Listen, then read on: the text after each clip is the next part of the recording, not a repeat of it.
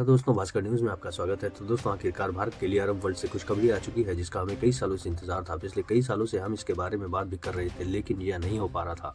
लेकिन आज ये हो चुका है और स्क्रीन पर आप जो ये फोटो देख रहे हैं, ये आम फोटो नहीं है, यह ऐतिहासिक पल है जो कैमरे में कैद हो गए हैं और आने वाले कई दशकों तक इन फोटोज़ को याद किया जाएगा।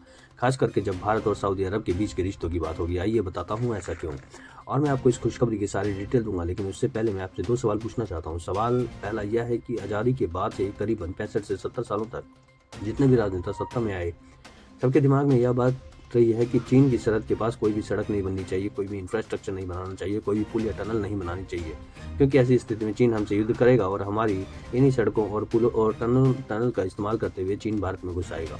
ऐसे में इसे छोड़ देना चाहिए। हिमालय हमारे लिए एक नेचुरल बॉर्डर की तरह काम करता है, चीन इसे कभी भी पार नहीं कर सकता।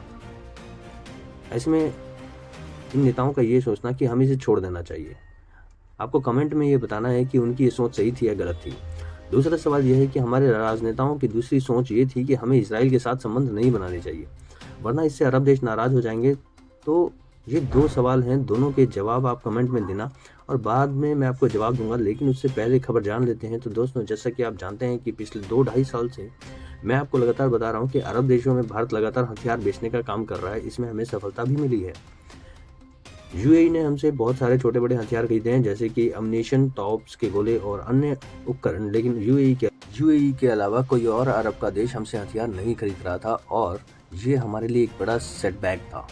क्योंकि अरब देशों को अगर आप देखें तो सारे अमीर देश हैं, सबके पास पैसा है, भले ही अपने लोगों को खाना देने के लिए हो या नहीं हो, लेकिन हथियार खरीदने के लिए इनके पास बहुत सारा पैसा है, चाहे सीरिया ही क्यों ना हो। तो ऐसे में अगर भारत को बम्पर यहाँ पर हथियारों का ऑर्डर मिलता है तो भारत की मोटी कमाई होती है, जिससे कि भारत की डिफेंस इंडस्ट्री बड़ी होती है, और उस बड़ी डिफेंस इंडस्ट्री के दम पर हम बड़े बड़े ताकतवर हथियार बनाते हैं, जैसे कि अमेरिका करता है। लेकिन इसमें हमें सफलता नहीं मिल रही थी। तो खैर, आज भारत की यह असफलता जो है वो सफलता में बदल चुकी है।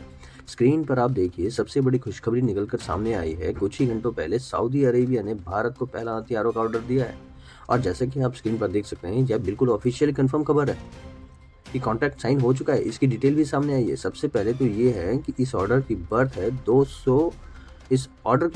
$225 मिलियन, यानी कि भारतीय रुपए की बात करें तो लगभग 1800 करोड़ का ये ऑर्डर होगा। और इसके तहत सऊदी अरेबिया की रॉयल फोर्स को करीबन 1000 एम्युनिशन सप्लाई करेंगे। जी हाँ, इनके तोप के लिए अम्युनिशन मतलब कि तोप के गोले हम सप्लाई करेंगे।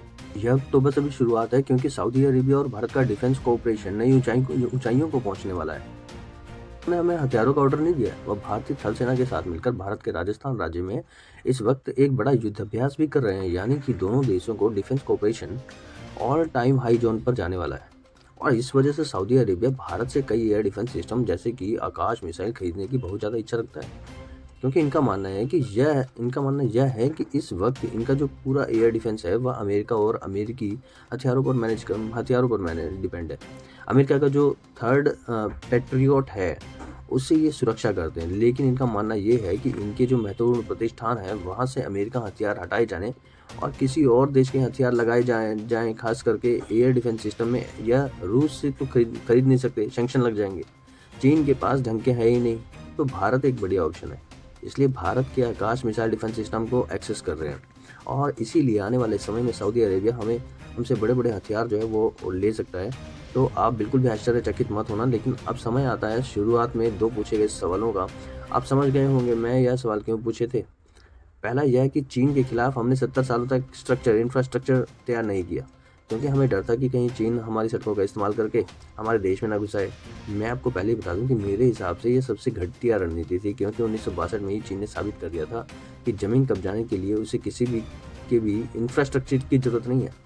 इसलिए पिछले 5-6 सालों में जो इंफ्रास्ट्रक्चर हुआ है उससे आप देखिए हम चीन को कितना कड़ा मुकाबला दे पाए हैं। दूसरा सवाल मैंने अरब देशों के कॉन्टेक्स्ट में पूछा था। इजराइल के साथ लंबे समय तक संबंध स्थापित ना कर पाना वाकई में एक बहुत बड़ी गलती थी, क्योंकि हम इस भ्रम में थे कि इजराइल